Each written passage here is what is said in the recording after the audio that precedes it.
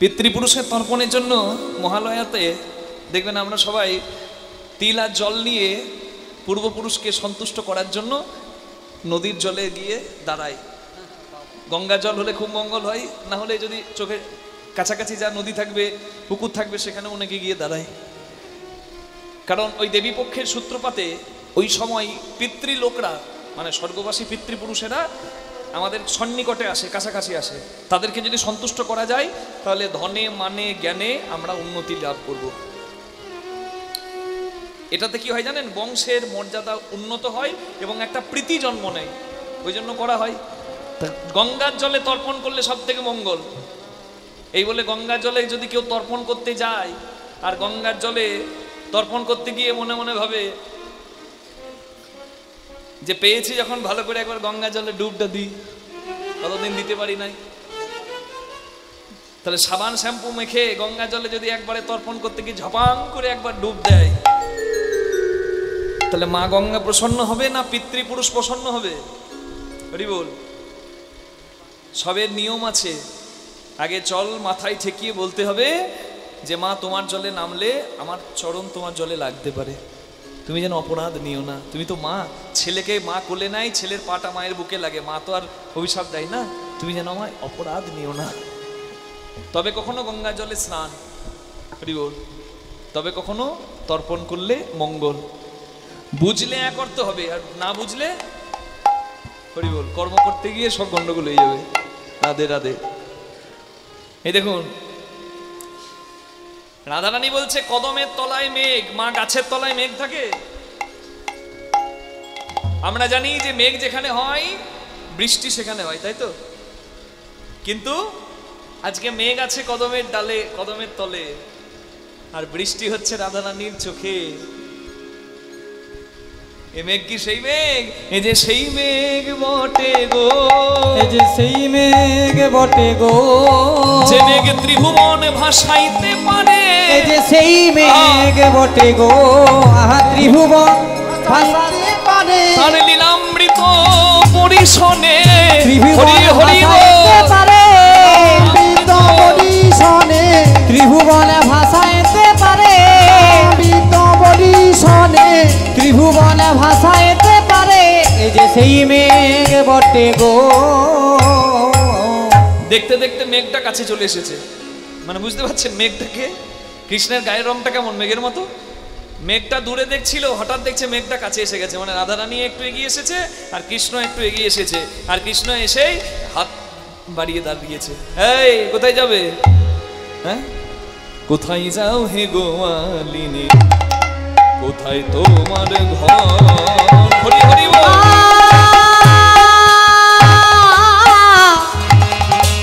কোথায় যাও হে গোয়ালিনী, কোথায় তোমাদের ঘর? কিসের পশরা দাসীর মাথা রয়, কিসের পশরা দাসীর মাথা রয়। একবার নামাও না দেখি হে, নামাও না দেখি হে, নামাও না দেখি হে, নামাও না দেখি হে, কি নিয়ে কোথায় চলেছ? নামাও না দেখি হে, কি নিয়ে কোথায় চলেছ? বাবা রে, একবারে এমনি ওই দেখি দেখি দেখি এমনি এমনি করে যাচ্ছ, নামাও না দেখি হে, একবার নামাও না দেখি হে, কি নিয়ে কোথায় চলেছ? এই দাঁড়াও দাঁড়াও দাঁড়াও, ওই নামাও দেখি। মুখকে কোথাকার কে? আমরা মাথায় করে কি নিয়ে কোথায় যাচ্ছি তোমাকে বলবো কেন?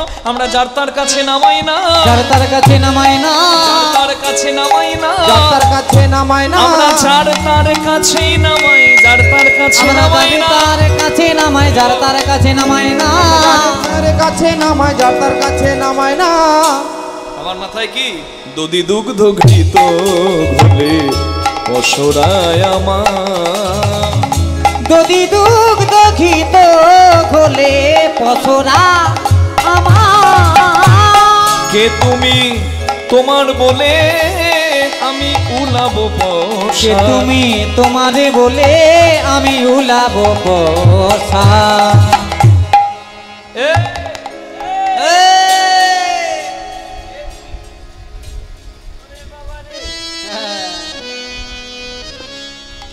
কেমন যাচ্ছে দেখো। হ্যাঁ, তুমি কে হে? কৃষ্ণ বলছে আমি কে। এই আমি কে এটা বুঝতে যদি কারোর দেরি হয়ে যায় বাবা, তার জীবনে জন্ম নেওয়াটাই ব্যর্থ।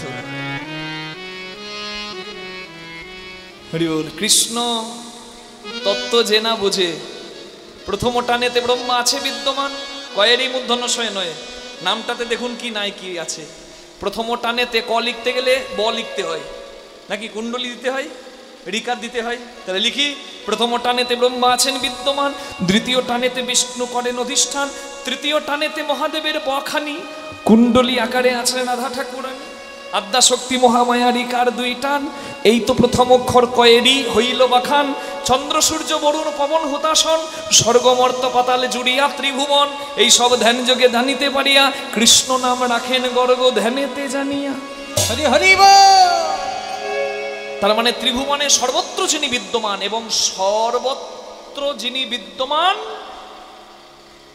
আবার যার মধ্যে সবকিছু বিদ্যমান, তিনি হচ্ছেন কৃষ্ণ। কৃষ্ণ যে না চেনে বাবা, তার আবার জগতে কি চেনা হলো? পরম বন্ধু দীনবন্ধু যে না থাকালে আমার কোনো দাম নাই।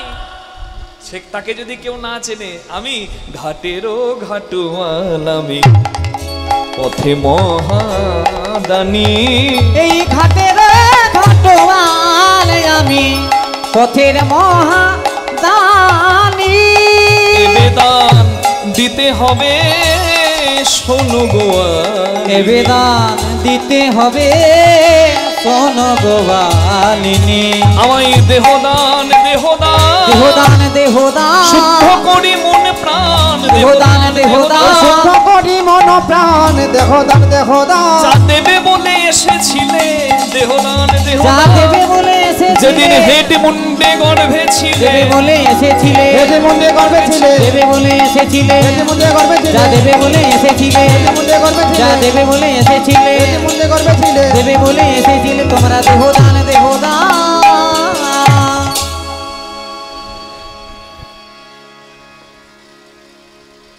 আমি হচ্ছে দানি। কংস রাজা আমাকে আমার রূপে গুণে মুগ্ধ হয়ে আমাকে দুটো চাকরি দিয়েছে।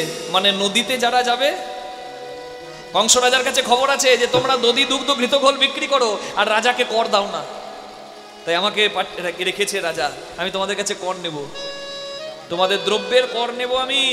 আমি ঘাটোয়াল, নদীপথের আর পথের মহাদানী, দান দাও তবে যাও। রাধারানী বলছে তোমাকে চাকরি দিয়েছে, তা চাকরি পেতে গেলে রূপ গুণ কিছু থাকতে হয়, তোমার কি আছে হে? কানাই কোন গুণে বিধি তোমার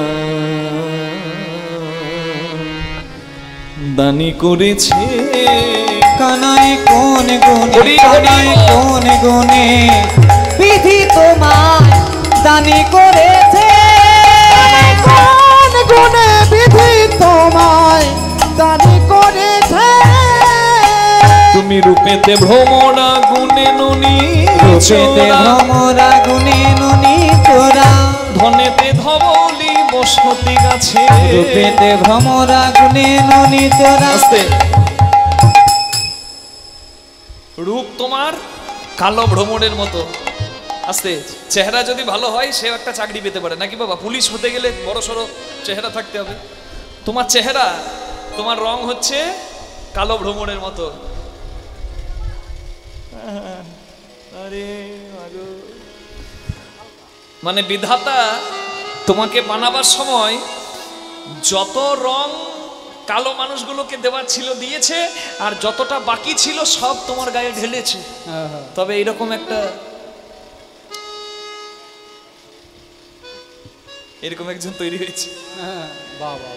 রং তোমার কালো ভ্রমণের মতো, আর গুণ,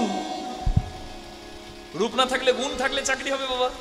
আর গুণ, তুমি চোরা, লোকের ঘরে চুরি করে বেড়াও, ননি চোর, ব্রজে প্রসিদ্ধ নবনীতং চোরম, কুলবতী চিত্ত চোরম, গোপীজনাঞ্চ দুকুলম চোরম, ভক্তজনাঞ্চ জন্মার্জিত পাপং চোরম।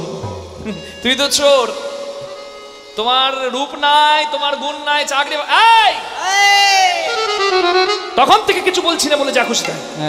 চাকরি করবে। আমার রূপ নাই, আমার গুণ নাই, তো চাকরি হবে না। রূপ দরকার নাই, গুণ দরকার নাই বাবা, এইটা থাকলেই চাকরি হয় নাকি গো?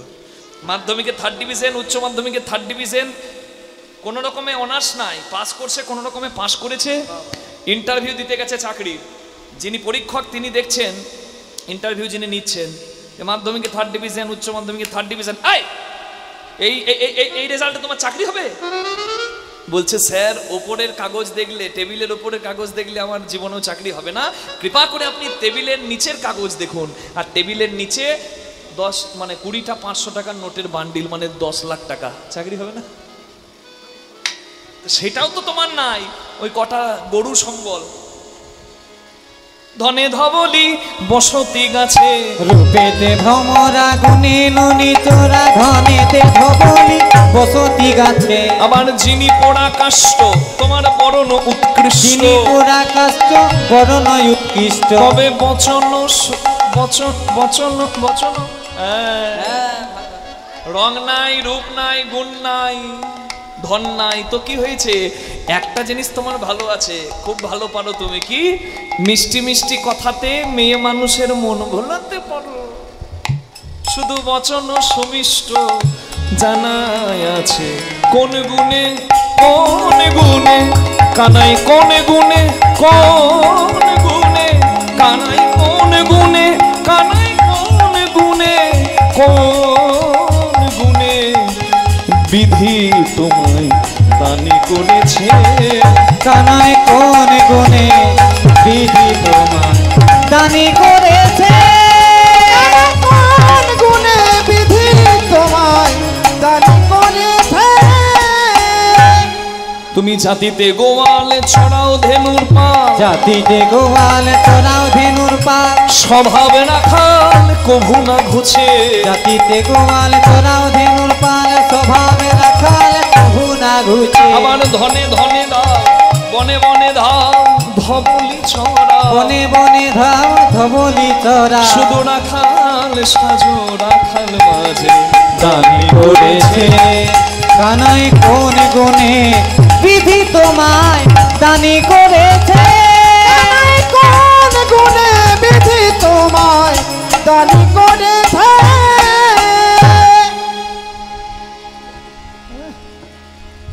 বলা হয়ে গেছে? আমাকে যা বলার বলে নিয়েছো? এই যে এত কালো কালো করছো, কালো ছাড়া থাকতে পারবে? কালো কালো করো না গো, ও গো রাজার ঝি। আমায় কালো কালো করো না, ও গো রাজার ঝি। আমায় কালো কালো করো না, ও গো রাজার ঝি। বিধাতা করেছে কালো, আমায় বিধাতা করেছে কালো, আমি করব কি? ও গো রাজার ঝি। আমায় কালো কালো বলো না, ও গো রাজার ঝি। আমায় কালো কালো বলো না, ও গো রাজার ঝি। কালো সে যমুনার জল সর্বলোকে খায়। যমুনার জল কালো, কালো সে যমুনার জল সর্বলোকে খায়। আবার কালো মেঘে বৃষ্টি হলে জগত জুড়ায়। কালো তোমার মাথার কেশ, নয়নের তারা, নীল শাড়ি পরে যাও, রাধে নীল শাড়ি পরে যা। তুমি দিয়া বাহু নাড়া। আমায় কালো কালো বলো না, ও গো রাজার ঝি। আমায় কালো কালো করো না, ও গো রাজার ঝি। চোখে কালো তারা যদি না থাকে সখী, লোকে বলে নাকি তারে বিড়াল চোখী। চোখের মনি কালো না হয়ে কটা হলে বিড়াল চোখী হয়। কালো কালো তালগুলো জগতে বিকায়। জন্মাষ্টমীতে কালো কালো তাল দিয়ে কত তালের বড়া হলো। আর কটা তাল হলে ঠুকিয়া ফেলাই। হ্যাঁ, হ্যাঁ, এত যে আমাকে কালো কালো বলছো, পুরুষের 10 দশা, কখনো হাতি কখনো মশা। পুরুষ কখন হাতি আর কখন মশা বারবার বলার দরকার নাই, মায়েরা ভালো করেই জানেন নাকি গো। পুরুষ সবকিছু হতে পারে, আমি ধেনু চড়াতে পারি নাকি, আবার চাকরিও করতে পারি, গরু চড়াতে পারি, চাকরির অফিসারও হতে পারি, কিন্তু তুমি তুমি কি কহিলে সুধামুখী না হই গোঠে ধেনু রাখি, পুরুষের সকলই শোভা পাই গো। রাজা কি কহিলে সুধামুখী না হয় গোটে ধেনু রাখি, পুরুষে সকলি সভা পাই গো। রাজার নন্দিনী হয়ে দধির পসরা লয়ে, রাজার নন্দিনী হইয়ে দধির পসরা লয়ে, মাঠে ঘাটে কেঁধে বেড়াই গো। মাঠে ঘাটে কে ধইয়ে বেড়ায় গো। আস্তে, আমি না হয় পুরুষ মানুষ, আমি চাকরিও করতে পারি বাবা, আবার গরুও চড়াতে পারি, কিন্তু তোমার বরের কাণ্ড জ্ঞান ভালো। এত সুন্দরী বউ ঘরে বসিয়ে রাখবে কোথা, না হাটে ব্যবসা করতে পাঠিয়েছে, দই নেবে গো, দুধ নেবে গো। আহা, তোমার ভাব কি, আবার মুখে বড় বড় কথা। তোমার নিজ পতি যে কেমন ধরেছে দে, তোমারে পাঠায়ে দিয়ে হাটে, মোরে মিলাই দো বিধি তুয়া হেন গুণনিধি, লাইতো বিধি তুয়া হেন গুণনিধি, বসায়ে রাখিতাম সোনার ঘাটে। আমার ভাগ্যে যদি তোমার মতো স্ত্রী জুটতো না, আমি সোনার খাটে রেখে পুজো করতাম, আর তোমার বর তোমাকে দিয়ে ব্যবসা করাচ্ছে মা গো। কেমন রসিকতা বুঝছেন মা, এই জন্য বলে কৌতুক। হ্যাঁ, কানু কহে সোনরাই সে পুরুষের ধন নাই, ধন ধর্ম সকলি কপালে, যদুনাথ দাসে কহে দূরে বিকে যাবে কেন, বিকে কিনি করো তরু তলে, দেখি কিনি করো তরু তলে। এই নানা রকম কথা হচ্ছে তো। এই তোমার বরের কাণ্ড জ্ঞান ভালো, তোমার মতো বউকে রাস্তায় এমনি করে পাঠিয়ে দিয়েছে ব্যবসা করতে। এই বলতে বলতে বলতে বলতে কৃষ্ণ না রাধা, যে ঘুমিয়ে আছে তাকে জাগানো যায়, কিন্তু যে জেগে জেগে ঘুমায় তাকে জাগানো বড় দায়। কলির মানুষ জেগে জেগে ঘুমায়, জ্ঞান অন্ধ। তাই তো চৈতন্য মহাপ্রভু কলির মানুষকে পথ দেখাবার জন্য এসেছেন। ভগবান যুগে যুগে পথ দেখাবার জন্য এসেছেন। কেউ ভগবত কৃপা পেয়েছেন, কেউ অকালে ডুবে মরেছেন। মালি যখন মালা গাঁথে, প্রত্যেকটা মালাকে কিন্তু যত্ন করে গাঁথে, কিন্তু আশ্চর্যের কথা হলো কোনো মালা কোনো রাজনৈতিক নেতার গলায় যায়, কোনো ফুলের মালা শবদেহের গলার মালা হয়ে শ্মশানে যায়, কোনো পুষ্পমাল্য ফুলসজ্জার রাত্রে বরবধূর গলায় দোলে। আমার ভাগ্যবান কিছু মালা যারা বৈষ্ণব দ্বারা সেবিত হয়ে আমার গৌর গোবিন্দের গলায় যায়। মালি প্রত্যেকটা মালাকে যত্ন করে গাঁথলেও প্রত্যেকটা মালার গতি কিন্তু সমান নয়, স্থান কিন্তু সমান নয়। তাহলে চোখ আছে, নাক আছে, মুখ আছে, কান আছে সবার, কিন্তু সবার স্থান এই মনুষ্য জন্ম পেয়ে সমান নয়। হরি বল।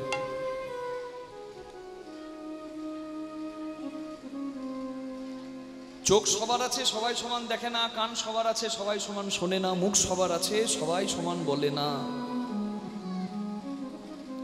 জ্ঞান বিবেক ভগবান দিয়েছেন জাগরিত করে, হরি বল, সবাই নিজের স্থান অধিকার করে।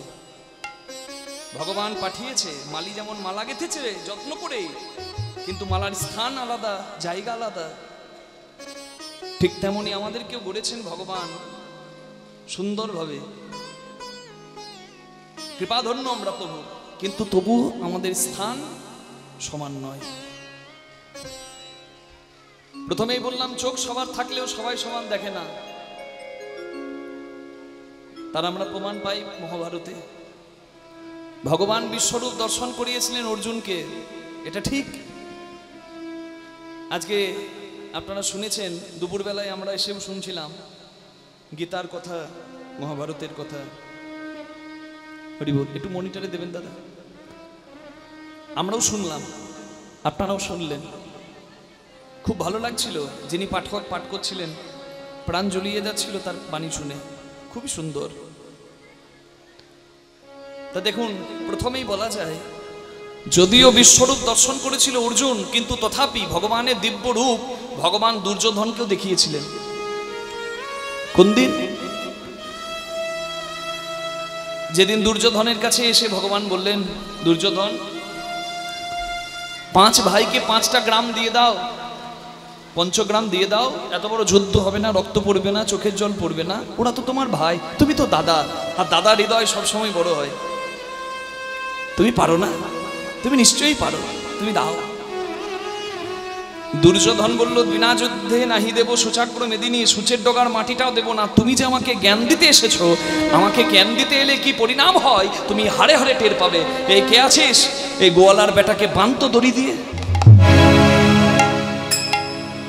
জগৎকে যে বাঁধে সেই ভগবান কৃষ্ণকে দুর্যোধন দড়ি দিয়ে বাঁধতে গেল।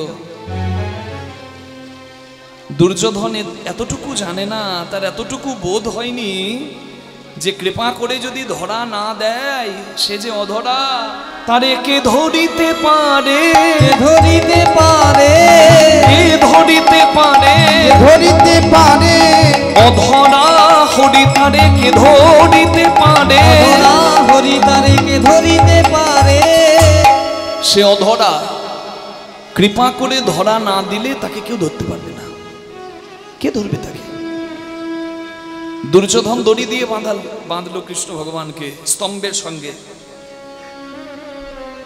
দুর্যোধন বেঁধে মুখে অট্টহাসি হেসে বলে, আমাকে জ্ঞান দিতে এসেছিল? সারাদিন আমার ঘরে বাধা থাকো, এটাই তোমার পরিণতি।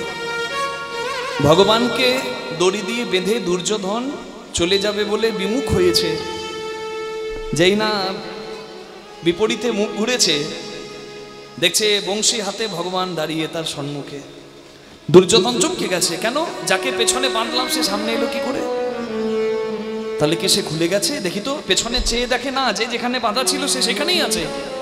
তাহলে সামনে যে দাঁড়িয়ে সে কে? ডান দিকে বাঁ দিকে ওপরে নিচে যেদিকে তাকাচ্ছে দুর্যোধন সেদিকে কৃষ্ণ দেখছে। দেখে আগে কৃষ্ণ, পিছে কৃষ্ণ, দেখে আগে কৃষ্ণ, পিছে কৃষ্ণ, দেখে ডানে কৃষ্ণ, বামে কৃষ্ণ, আগে কৃষ্ণ, পিছে কৃষ্ণ, দেখে ডানে কৃষ্ণ, বামে কৃষ্ণ, আগে কৃষ্ণ, পিছে কৃষ্ণ। যেদিকে তাকায় সেদিকে কৃষ্ণ দেখে। যেদিকে তাকায় দুর্যোধন, পূর্ব পশ্চিম উত্তর দক্ষিণ ঈশান অগ্নি নৈঋত বায়ু ঊর্ধ্ব অধ, যেদিকে তাকায় সেদিকে কৃষ্ণ দেখে। কিন্তু দেখে কি লাভ হলো? তার দুর্বৃত্তকারী মনের প্রবৃত্তিটা একটু সুন্দর হলো। হরি বল। ভক্তি যার ভগবান তার সর্বশাস্ত্রে কয়, ভক্তি না থাকলে ভগবান দেখিলেও কি হয়? রামকৃষ্ণদেবের মতো যদি মাতৃভক্তি থাকে তবেই তো মৃন্ময়ী চিন্ময়ী হয়ে দাঁড়ায়, না হলে তো দাঁড়ায়।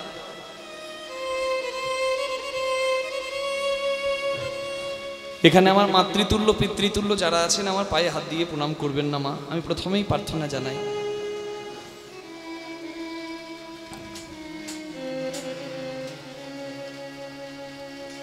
দুর্যোধন কৃষ্ণ দেখলো, কিন্তু কৃষ্ণ দেখেও দুর্যোধনের কোনো উন্নতি হলো না। ভক্তি না থাকলে ভগবান মাটির পুতুল, ভক্তি থাকলে মৃন্ময়ী চিন্ময়ী। কিন্তু চিন্তা করুন, নয়ন তো দুর্যোধনেরও ছিল, যে নয়নে কৃষ্ণ দেখলো, আবার নয়ন অর্জুনেরও ছিল, যে নয়নে কৃষ্ণ দেখেছে। পার্থক্যটা কোথায় জানেন মা? দুর্যোধন কৃষ্ণ দেখল, কিন্তু অহংকারে পরিপূর্ণ হৃদয়ের পরিবর্তন হলো না। কিন্তু অর্জুন কৃষ্ণ দেখে আত্মসমর্পণ করেছে, তাই ভগবান অর্জুনের চরণে নেমেছে। জানেন, ক্লান্ত পরিশ্রান্ত হয়ে কুরুক্ষেত্রের যুদ্ধে, প্রতিদিন যুদ্ধ শেষে অর্জুন নিজের শিবিরে, মানে পাণ্ডব শিবিরে, নিজের শয়ন কক্ষে এসে বিশ্রাম করে। আর প্রতিদিন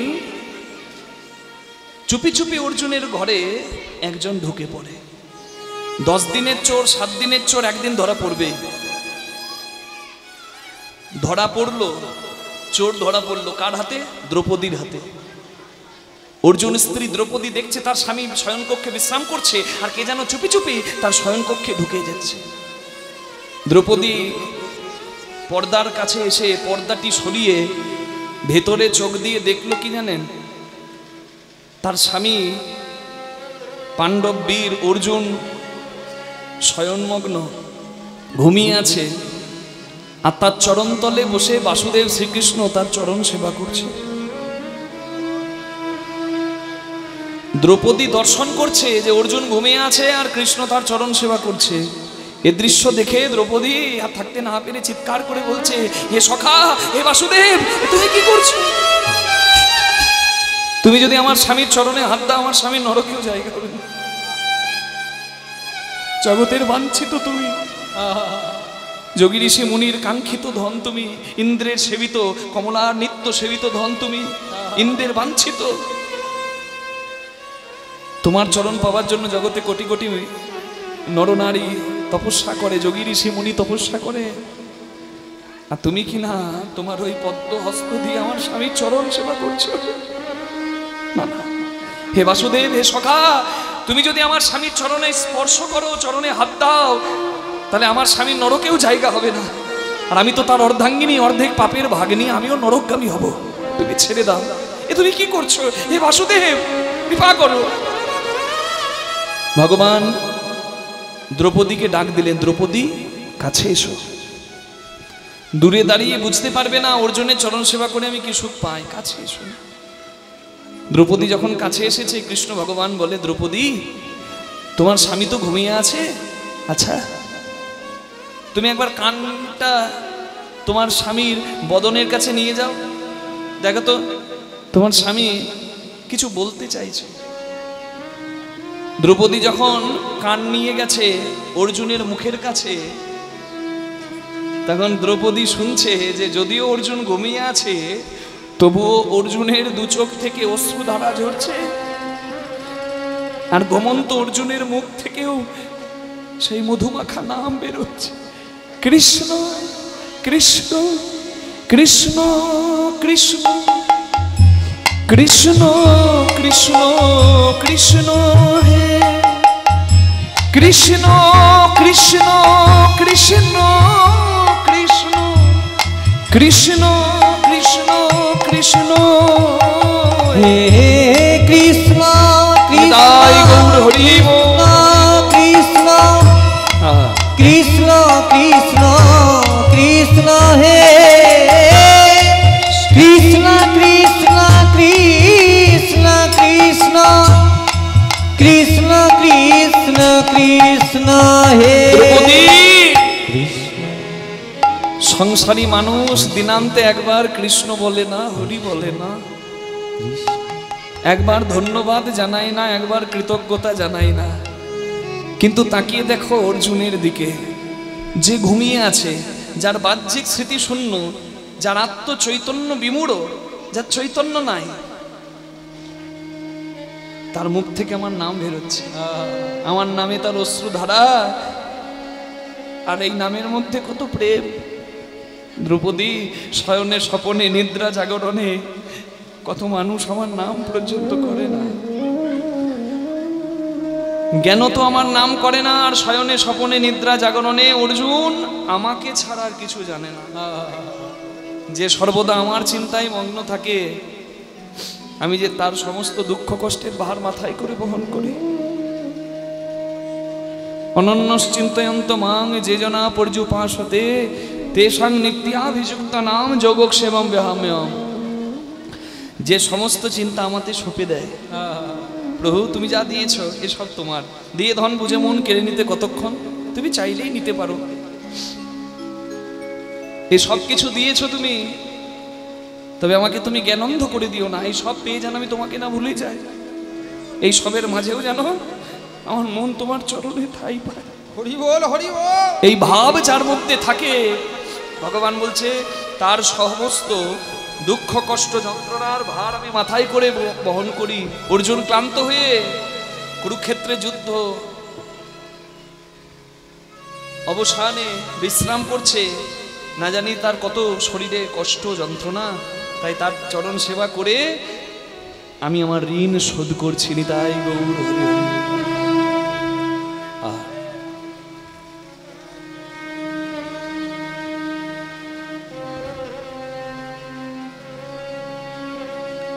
তাহলে চোখ থাকলেই হয় না, দেখার মতো চোখ থাকতে হয়। আধ জন্ম হম নিন্দে গোয়াইনু জরা শিশু কত কাল গেলা, যৌবন কাল হামর সরঙ্গে মাতলু তুহু ভজব কোন বেলা। অর্ধেক জীবন ঘুমিয়ে যায়। দিনে 8 ঘন্টা ঘুম হলে 24 ঘন্টায় 3 ভাগের 1 ভাগ ঘুম যায়। সারা জীবনে 3 ভাগের 1 ভাগ ঘুমাতে যায়। রোগ জ্বালায় দিন গেছে, শিশুকালে জানতাম না ঠিক ভালো ভালো মন্দ, দিন গেছে। যৌবনকালে মিথ্যাকে সত্য ভেবে সময় নষ্ট করেছি, আর বাকি রইল ওই সময়টুকু। হরি বল। সেই সময়টা সবাই পাবে কি না তারও কোনো ঠিক নাই। হরি বল। কারণ মানুষ যতবার চোখটা বন্ধ করে, অচৈতন্য হয়, বিশ্রামে যায়, ততবার মানুষ মরে। বেঁচে থাকাটা আশ্চর্যের নয়, মরাটা আশ্চর্যের নয়, বেঁচে থাকাটা হচ্ছে আশ্চর্য। বেঁচে আছি এই আশ্চর্য। হরি বল। তাহলে চোখটা বন্ধ যখন করি, জানি না চোখ খুলবে কিনা। যদি চোখ খুলে তো সকাল, আর না খুলে তো পরকাল। হরি বল। তাই চৈতন্য মহাপ্রভু এসে চৈতন্য দিলেন যে মানুষ তোমরা বড় অকৃতজ্ঞ। একবার বুকে হাত দিয়ে বলুন তো, করোনার সময় 60 লক্ষ মানুষকে, 70 লক্ষ মানুষকে এখান থেকে চলে যেতে হলো। তারা কি যেতে চেয়েছিল মা? করোনা এলো, একটা পশুকে আমরা মুখে জালি দিয়ে ঘরে বাঁধি, কি বিধির বিধান, আমাদের মুখে জালি পড়ে গেল, মাস্ক পরে ঘরের ভেতর ঢুকে রইলাম ভয়ে ভীত হয়ে। কিছু করার নাই। আমাদের যে কতটুকু ক্ষমতা বাবা দেখা গেল করোনার সময়, ঘরবন্দি হয়ে গেলাম। তখন বললাম, প্রভু এই যাত্রায় বাঁচিয়ে দাও, প্রভু বাঁচিয়ে দাও। সবাই নিজের নিজের ইষ্টকে স্মরণ করলেন। কত মানুষ মরে যাচ্ছে, আহা আমার সংসারের যেন কেউ না চলে যায়, আমাকে যেন মরতে না হয়। আর রোগ চলে গেল, সেই কথা মনে নাই যে 70 লক্ষ মানুষকে তুমি কেড়ে নিলে প্রভু, তুমি আমাকে বাঁচিয়ে রেখেছো, তোমায় ধন্যবাদ। সারাদিন খাটাখাটনির পরে আমি অন্ন মুখে তুলে নিচ্ছি ব্যঞ্জন আদি দিয়ে, তুমি এইটুকু আমাকে জোগাড় করে দিচ্ছ, আমাকে বঞ্চিত করো নাই। কত মানুষ তো পাই না, আমি 2 বেলা 3 বেলা পাচ্ছি, তোমায় ধন্যবাদ। তুমি এই অন্ন থেকে আমায় বঞ্চিত করো না। এইটুকু ধন্যবাদ পর্যন্ত আমরা ভগবানকে দিই না, অকৃতজ্ঞ আমরা এতটা। মা বাবার প্রতি কৃতজ্ঞতা নাই, ভগবানের প্রতি কৃতজ্ঞতা নাই, তাহলে মানুষের গতি কি হবে? চৈতন্য মহাপ্রভু এলেন তাই চৈতন্য দিতে। হ্যাঁ, আজকে চৈতন্য মহাপ্রভু দাঁড়িয়েছেন কোথায়? নদিয়ার রাজপথে। আর রাজপথে দাঁড়িয়ে চৈতন্য মহাপ্রভু একটা লাঠি হাতে নদিয়াবাসী যারা পথে চলাচল করছিল তাদেরকে আটকেছে। হ্যাঁ, আর চৈতন্য মহাপ্রভু বলছে, আগে কিছু দাও তবে তোমাদেরকে আমি যেতে দেব, নাহলে যাবার উপায় নাই। ফাঁকি দিয়েছো তোমরা, পালাবার আর রাস্তা আগে দাও। এতদিন যা ঋণ করেছো আগে শোধ দাও, তবে যেতে দেব, আর না হলে তোমাদের যাবার রাস্তা নাই। কিসের দান চাহে আমার, আরে কিবা কিসের দান চাহে না মা, কিসের দান চাহে আমার গোড়া, গোড়া বন গোড়া দিজ মনি, কিসের দান চাহে না মা, কিবা বেত্র দিয়া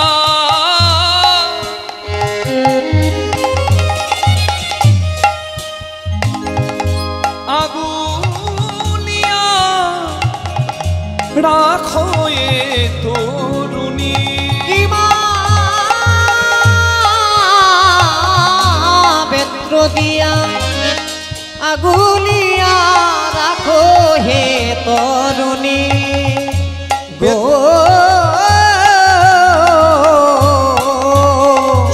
রাখে বেড়া দিয়ে, রাখে বেড়া দিয়ে, সবে রাখে বেড়া দিয়ে, রাখে বেড়া দিয়ে, মধুর হরিনাম শোনাইয়ে রাখে বেড়া দিয়ে, মধুর হরিনাম শোনাইয়ে রাখে বেড়া দিয়ে, মধুর হরিনাম শোনাইয়ে, একবার হরি বল বলাইয়ে, হরিনাম শোনাইয়ে, হরি বলে বলাইয়ে, হরিনাম শোনাইয়ে, হরি বলে বলাইয়ে, হরিনাম শোনাইয়ে, হরি বলে বলাইয়ে, হরিনাম শোনাইয়ে, হরি বলে বলাইয়ে, হরিনাম শোনাইয়ে, হরি বলে বলাইয়ে, রাখে বেড়া দিয়ে, আহা বৃত্ত দিয়া আগুলিয়া রাখো হে তরুণী, রাখো হে তরুণী।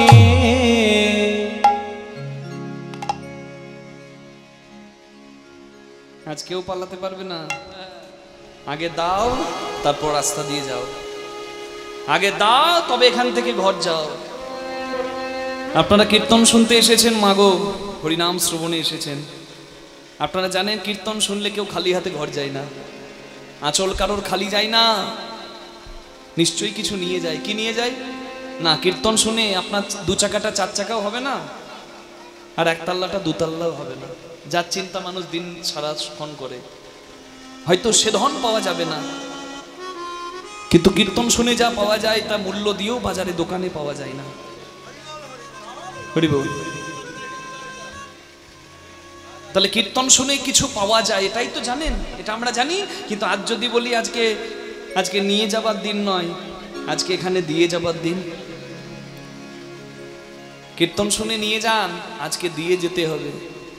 যা এতদিন দিতে পারেন নাই, ভাগ্য করে যদি আজকে দিতে পারেন, তবে ঋণ থেকে মুক্ত হবেন। নিতাই গৌর হরি হরি বল।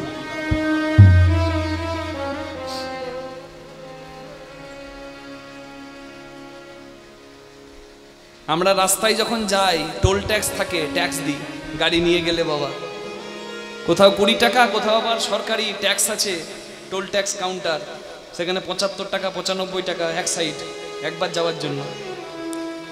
যারা পঞ্চায়েত এলাকায় বাস করেন তাদের পঞ্চায়েতে একটা ট্যাক্স দিতে হয়। যারা মিউনিসিপ্যালিটি, ফ্যানটা আসছে না, একটু ঘুরিয়ে দেবে তো ভাই। যারা মিউনিসিপ্যালিটি এরিয়ায় বাস করেন তাদের একটা ট্যাক্স দিতে হয়।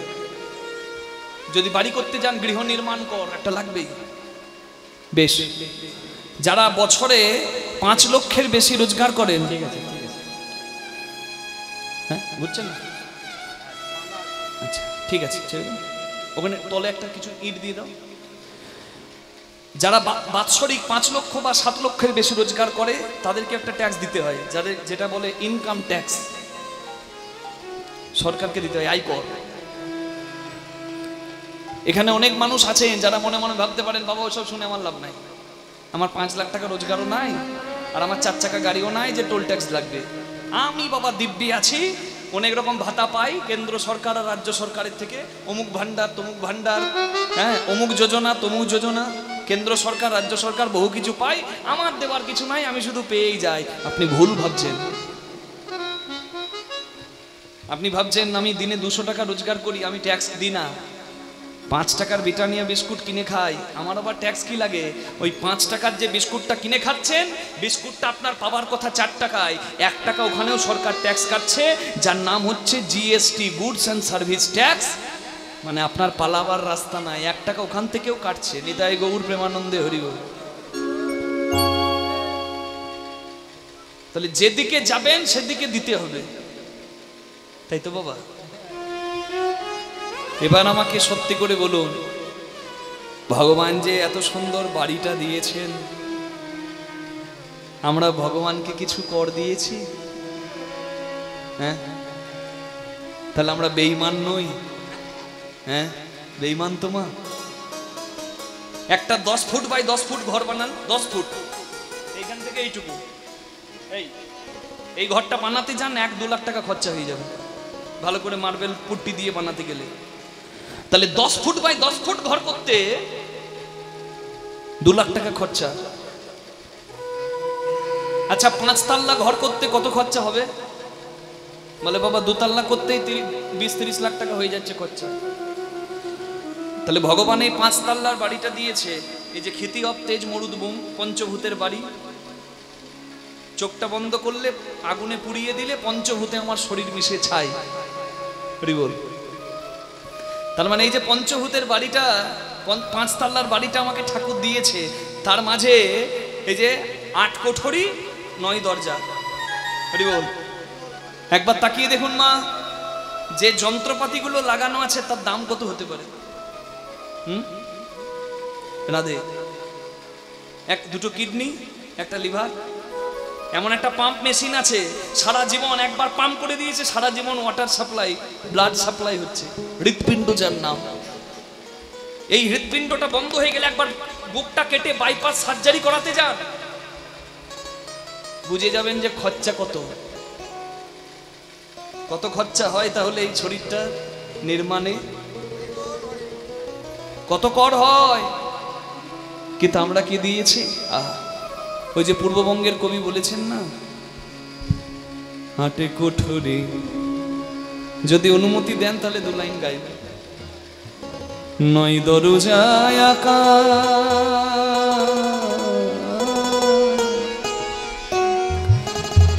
তার মধ্যে মধ্যে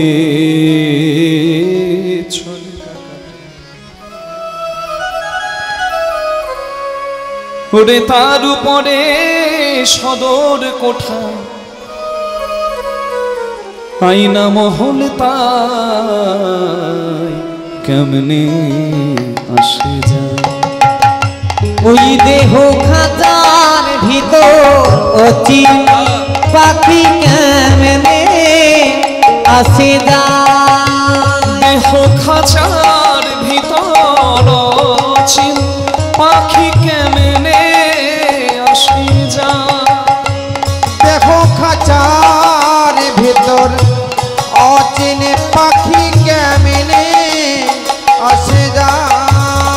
তারে ধরতে গেলে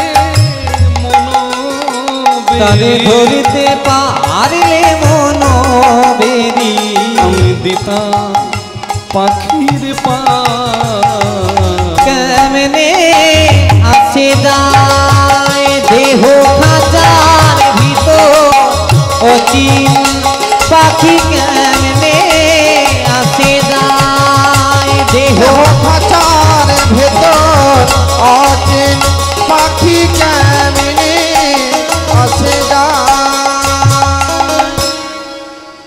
লাইটের আলোটা যার যার মুখে পড়ছে মা,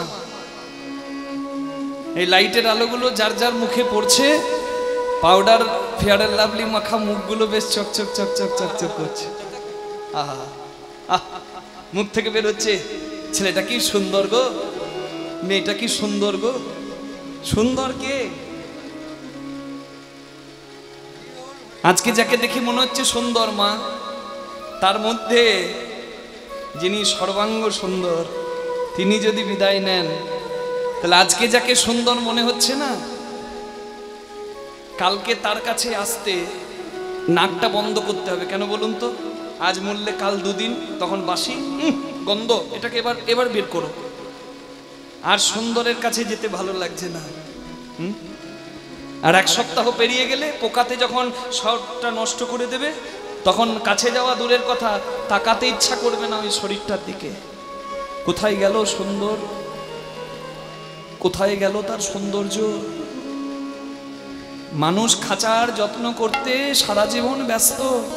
চামড়া ঝুলে গেলে টেনে আর সোজা হবে না, হবার নয়। যৌবন ধরে রাখার জন্য কত কি প্রচেষ্টা, কিন্তু যার জন্য জীবন যৌবন, তাকে বাঁধার চেষ্টা কারণ নাই। হরি বল। তাই তো কবি বললেন, মনে তুই রইলি খাঁচারি আসে,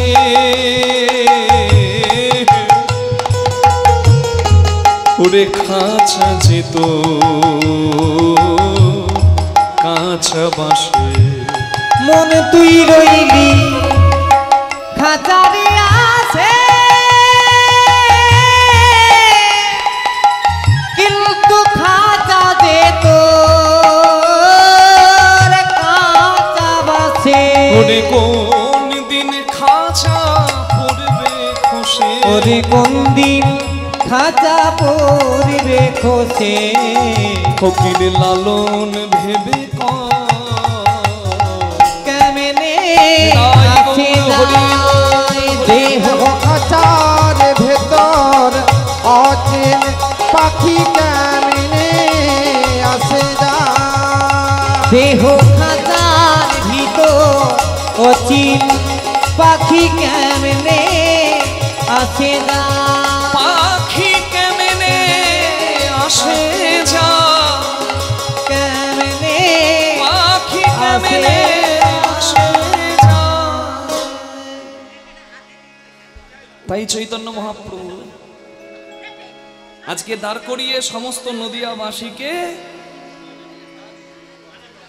নদিয়াবাসীর সামনে কি হয়েছে মা আমার, কীর্তন চলাকালীন আপনাদের অনেকের মনে হতে পারে মা যে কীর্তনিয়া কীর্তনের সন্তুষ্ট হয়ে 10 টাকা 20 টাকা বা কিছু উপহার দিই, কিন্তু আপনার উপহার দিতে আসাতে এতগুলো মানুষের কষ্ট হবে। কারণ যতক্ষণ আপনি এখানে আসবেন আমার মনোসংযোগ নষ্ট হবে। তাই আপনাদের কাছে প্রার্থনা করি, আপনাদের ইচ্ছা হতেই পারে মা, কিন্তু কীর্তনের শেষে আমি আঁচল পাতবো, আপনারা চাইলে দেবেন, আর মূল্য দিতেই হবে তার কোনো কথা নাই তো মা।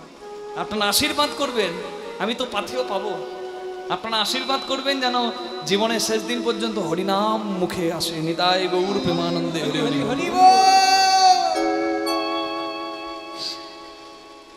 আমরা এখানে কীর্তন করতে এসেছি মা অনেক দূর থেকে, অনেক দূর থেকে, রাধে রাধে।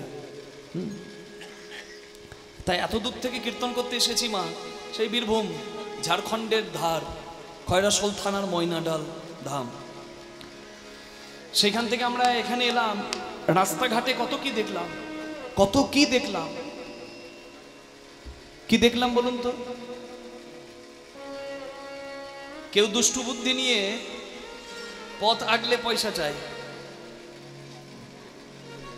সিন্ডিকেটের রাজ্য তো এখন হয়ে যাচ্ছে।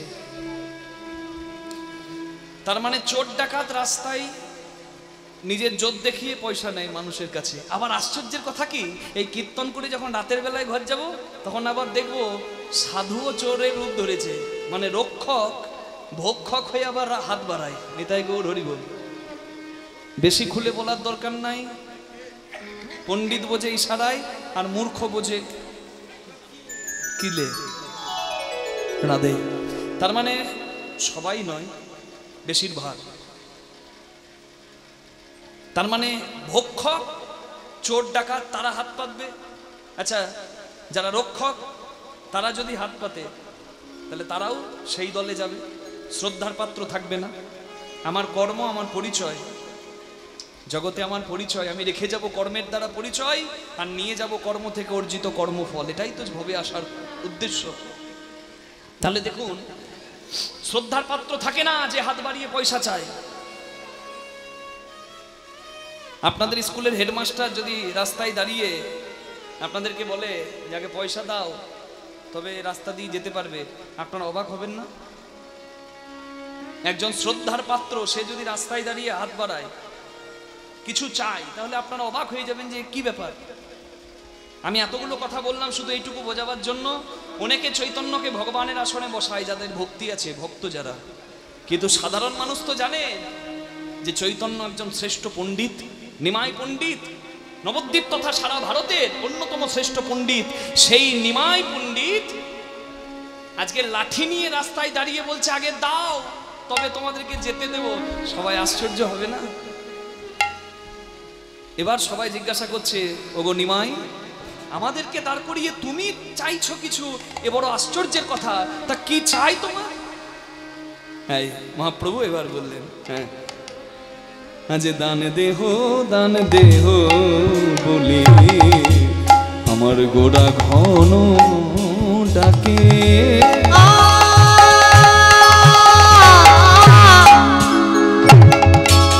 দান দেহ বলি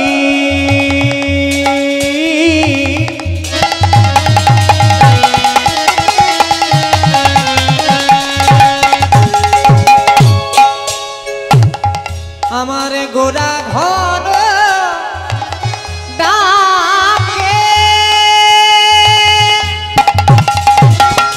ওই না নদিয়া নাগরী সব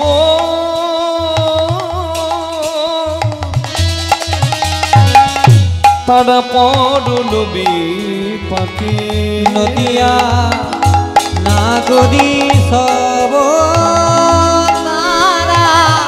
তারা পরল বিপাকে নদিয়া রমণী সব পরলবে পাকে ওই না নদিয়া নাগরী সব তারা পরল বিপাকে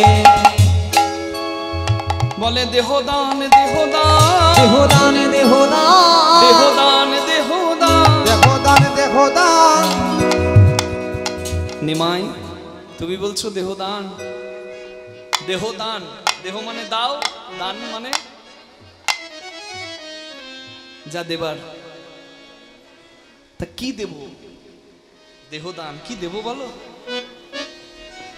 রাস্তার ধারে আপনার দোতলা বাড়ি আছে সরকার যদি বাড়িটা ভাঙতে শুরু করে ডজার দিয়ে তাহলে আপনাকে বুঝে নিতে হবে নিশ্চয়ই সেখানে ভালো কিছু হবে সরকার যদি কিছু কেড়ে নেয় রাস্তার পাশে আপনার দোতলা বাড়ি আছে সরকার যদি বাড়িটা কেড়ে নেয় তাহলে বুঝে নিতে হবে যে ওইখানে হয় রাস্তাটা একটু চওড়া হবে সাধারণের যাতে যাতায়াতের সুবিধা হয় না হলে সেখানে হসপিটাল হবে না হলে সেখানে বিদ্যালয় হবে সরকার যদি কোনো বাড়ি কেড়ে নেয় বাড়ি ভেঙে দেয় সেখানে সরকার তো আর মদের দোকান করবে না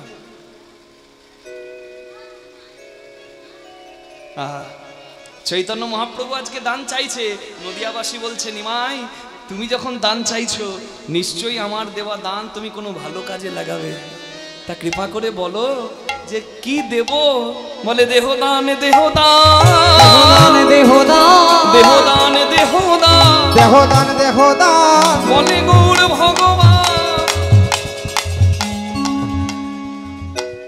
কি মুশকিল আরে নিমাই ওটাই তো জিজ্ঞাসা করছি কি দেব বলে তোমাদের দেহদান দেহদান তোমাদের ওই দেহটাকেই তোমরা দান করে দাও আহা নদিয়াবাসী বলে নিমাই দেহ তো তোমারও আছে তাহলে আমাদের দেহগুলো চাইছো কেন চৈতন্য মহাপ্রভু বললেন দেখো ভাই দেহ পেয়েছ যার জন্য তোমরা সেই কাজ করো নাই এ কর দিয়েছে মন্দির মার্জনে চরণ দিয়েছে তীর্থ পর্যটনে রসনা দিয়েছে জয়ধ্বনি গানে হলো না পূরণ মোর মনস্কামে শ্রবণ দিয়েছে নাম সংকীর্তন শ্রবণে অন্তর দিয়েছে শিরূপ স্মরণে নয়ন দিয়েছে শিরূপ দর্শনে অরবিন্দ দাস তাই ভাবে মনে মনে তোমরা দেহ পেয়েও কাজে লাগাওনি আমি এক বদনে হরিনাম করি আর দুই শ্রবণে হরিনাম শুনি তোমরা যদি সবাই তোমাদের এই দেহটা আমাদেরকে দিয়ে দাও তাহলে আমার হাজার হাজার বদন হবে লক্ষ লক্ষ বদন হবে আমার লক্ষ লক্ষ শ্রবণ হবে আমার এক বদনে করে স্বাদ মেটে না ভাই তাই তোমাদের সবার কাছে আমি তোমাদের ওই দেহটাকে দান চাইছি তোমরা যদি আত্মসমর্পণ করো আমি যদি লক্ষ বদন পাই আমি নামে গাইব আমি নামে গাইব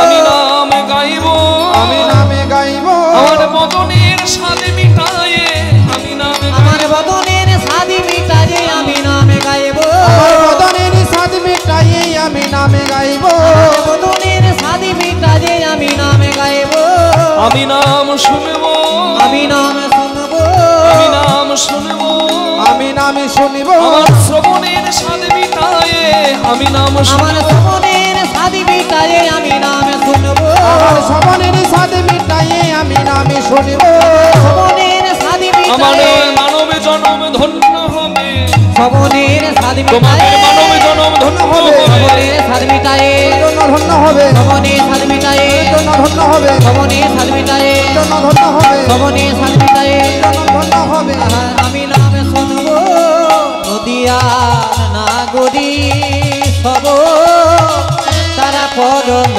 বিপাকে